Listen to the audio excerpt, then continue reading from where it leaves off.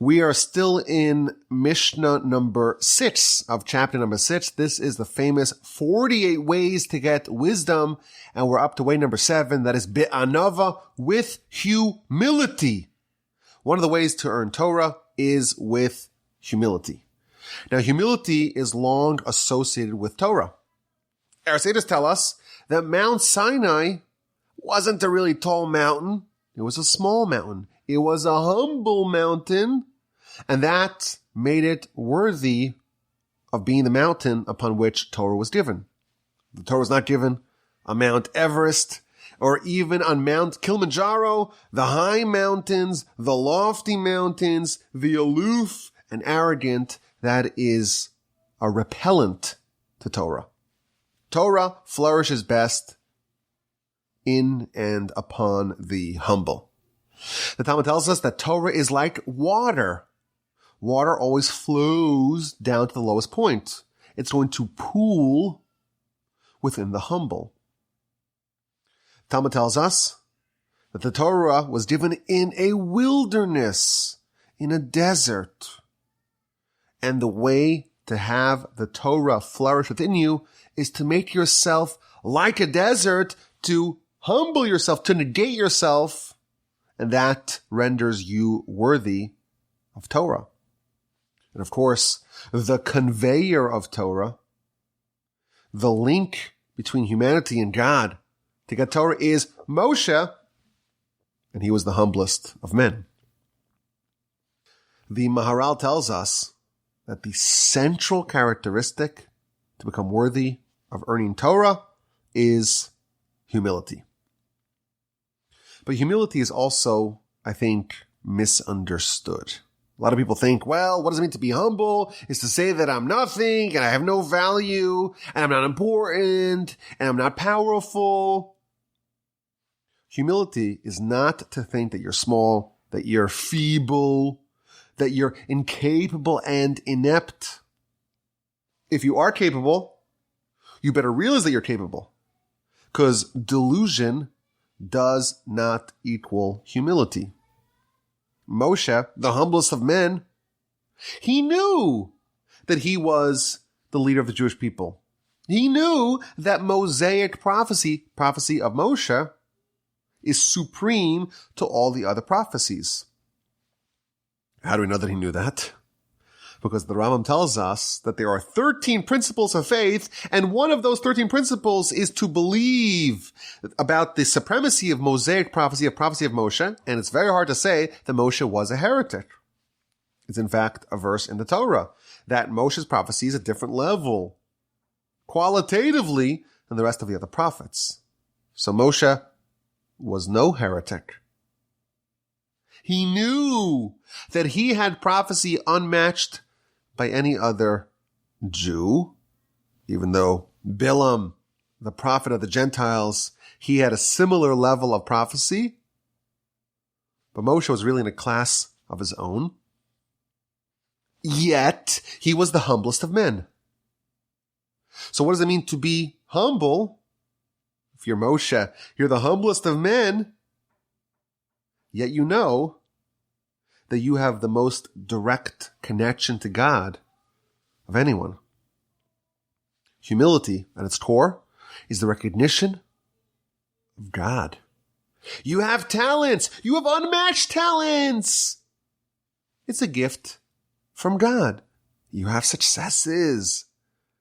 You have triumphs. It's all aided by God. You have Torah. You have mastery. You have wisdom. Where did your brain come from? Where did all the tools that you use, where'd they come from? Why were you created? You were created to study Torah. Arrogance, haughtiness, aloofness is when you forget about God. And you become selfish and self-absorbed, and all your triumphs and all your talents and all your successes are all earned by you. Humility is when you take an anti-selfish attitude. You're not there about trying to get recognition or honor for yourself. You want to do what God created you to do. And that's it. And you don't divorce yourself from God and say, I'm something independent of God. No, it's just a gift from the Almighty. And when you don't feel like you're a creator, you're a creation of God, that's humility. And in fact, Moshe, he was someone that was never looking for honor or recognition. When the Jewish people were on the chopping block, Moshe pleaded, Mecheni na misivracha, erase me from your book. When Moshe was initially told by God, go save the Jewish people, he said, send Aaron. What he cared about is advancing the mission of God in the world and helping others. Humility is to live a life with full recognition and cognizance of the Creator. And to be mission-focused, mission-oriented. The recognition of others doesn't really move the needle. You're not looking for approval of others. Honor and prestige, that's not what you want. What other people think about you doesn't move the needle. When you are wrong, you can admit the truth. When the other guy's right, you could admit the truth. You want to do what's right. You want to do what the Almighty wants, not what garners you more attention, more honor, or more distinction. It's interesting. Sinai is almost like a perfect metaphor for humility. It's the most humble of mountains. The Talmudic shorthand for a humble scholar is a Sinai. And of course, this mountain was used for the most sacred of events, the Sinai revelation. But where is Sinai now? At the time of the revelation, you couldn't approach the mountain. Today, there's no holiness associated with Sinai. In fact, we don't even know exactly where it is.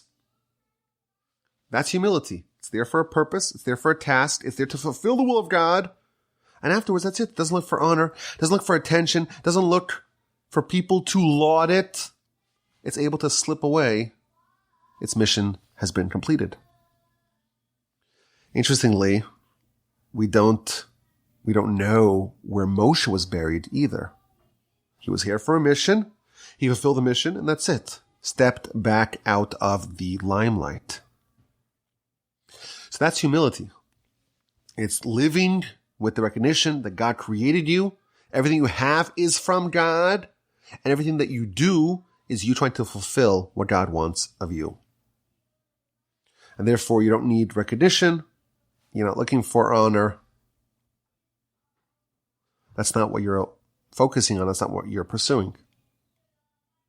Now, what's interesting is that even though for yourself, the humble attitude is to not look for recognition and to not need coddling, when it comes to other people, it is our mitzvah to give them recognition and to pump them up and to give them honor and support and to compliment them.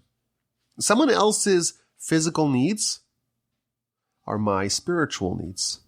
That line was coined by the great Rabbi Israel Salanter. Someone else's physical needs is your mitzvah. Someone else's emotional needs, it's your mitzvah. If you want to be humble, you don't look to try to acquire as much honor and recognition, but you still give that to other people. Now, humility, of course, is a very important characteristic in all areas of life, not just as a way to pursue wisdom. The Talmud tells us if you are arrogant and prideful, you're like an idol that needs to be uprooted. Every person who is prideful and arrogant, God says, so to speak, me and him, we can't live in the same world. There's only one creator. Is it me or is it him? Haughtiness is an act of mutiny and rebellion against God. Only a creator can have pride. If you realize you're a creation, how could you have pride? By definition, if you have pride, if you have arrogance, if you're not humble, then you are de facto, tacitly rejecting the notion of being a creator. Rabbeinu Yonah tells us that the root of all sins is haughtiness. Because the root of all sins is forgetting about God. And therefore, even though with every characteristic that there is, we look for the middle ground, the golden middle. When it comes to humility, we don't take this down the middle approach. You have to go to the opposite extreme. Me'od havei shval ruach. You should very much, exceedingly be humble. That said, humility is something that we need to grow into. My grandfather of blessed memory used to say, humility, it's such a central component of our spiritual edifice, but we need to work on it later on in life. You're working it too early, it could be destructive. And the analogy is, if you have someone who is like a diamond polisher, diamond cutter, you take a rough diamond and it's got a lot of potential, but you want to bring out the sparkle, you got to cut it in the right way, polish it in the right way to bring out the sparkle. But first you have to have the diamond. First you have to discover the diamond. You have to unearth that diamond. If you start cutting before you have the diamond, all you are cutting are the tools that you need to discover those diamonds. And if you ruin those tools, you're going to make it harder to discover those diamonds. Humility is what gives our spiritual lives shine, what makes it shimmer when you polish it and it's scintillating and it's beautiful. That's humility. But you got to start off with making sure you have some diamonds to work with. It's almost like the end cap, the part that actually contributes to the ultimate shine is what's done at the end.